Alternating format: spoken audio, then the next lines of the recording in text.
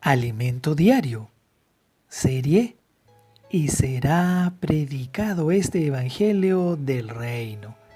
Volumen 3. Buscad primeramente el reino de Dios. Autor, Miguel Ma. Semana 3, día lunes. Leemos con oración. Siendo renacidos no de simiente corruptible, sino de incorruptible, por la palabra de Dios, que vive y permanece para siempre.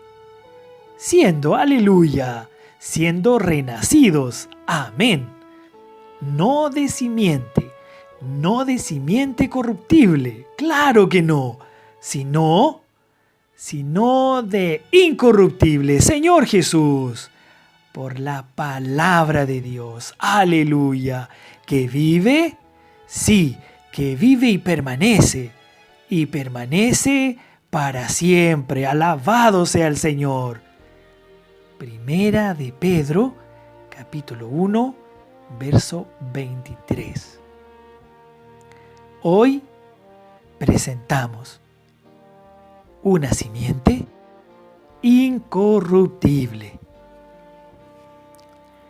En el mensaje de esta semana, titulado ¿Por qué me llamáis Señor?, veremos que Dios mismo plantó en nosotros la simiente de vida, una semilla incorruptible que vive y permanece para siempre. Además, que el árbol se conoce por sus frutos. Mateo, capítulo 7, verso 16. Y que debemos comprobar qué especie de frutos hemos producido. Comprenderemos por qué razón no todo el que dice Señor, Señor, entrará en el reino, porque es necesario ir al Padre, oírlo y practicar su palabra conforme a su voluntad. Lucas capítulo 6, versos 46 al 47.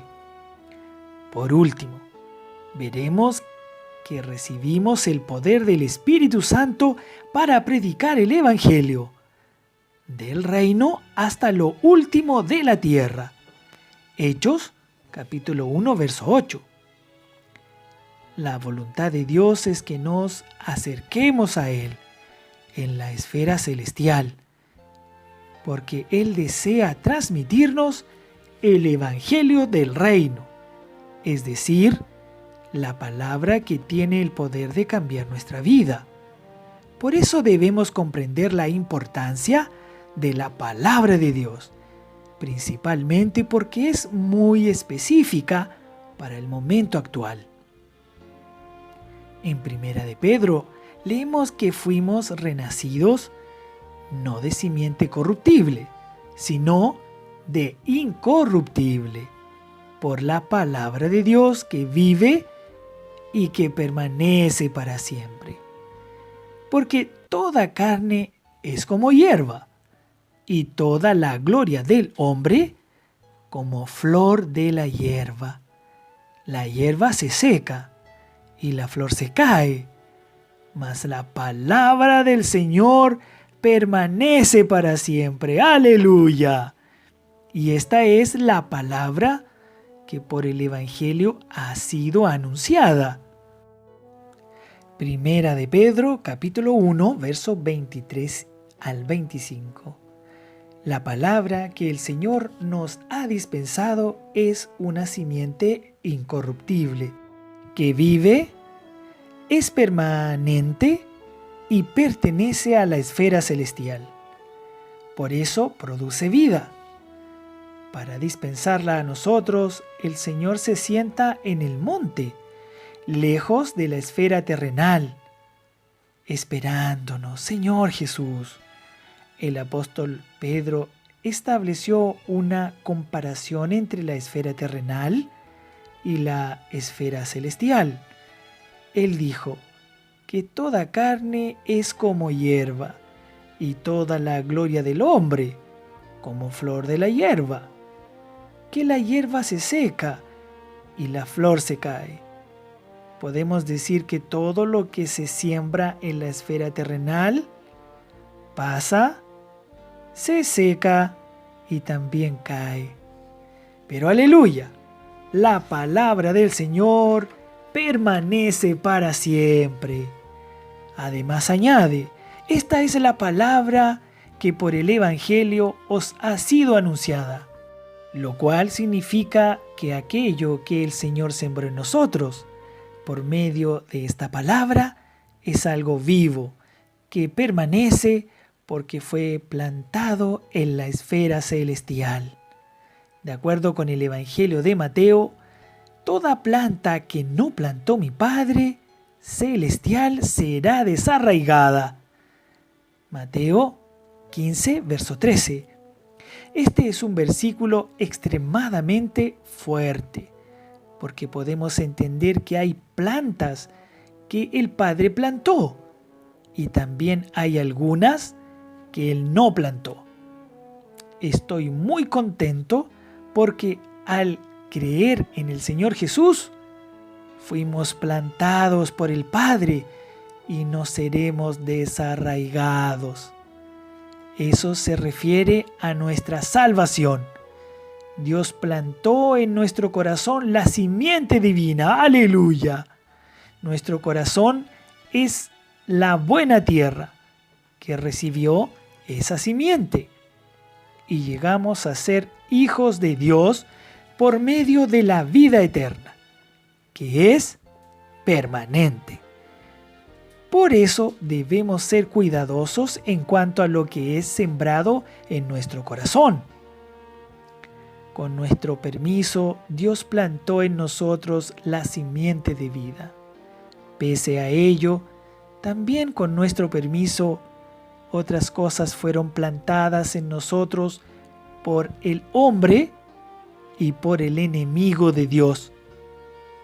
Ahora necesitamos discernir lo que es de la carne y discernir lo que es celestial, porque lo que está en nosotros, que no fue plantado por Dios, como las tradiciones de los hombres y las ideologías, deben ser desarraigadas.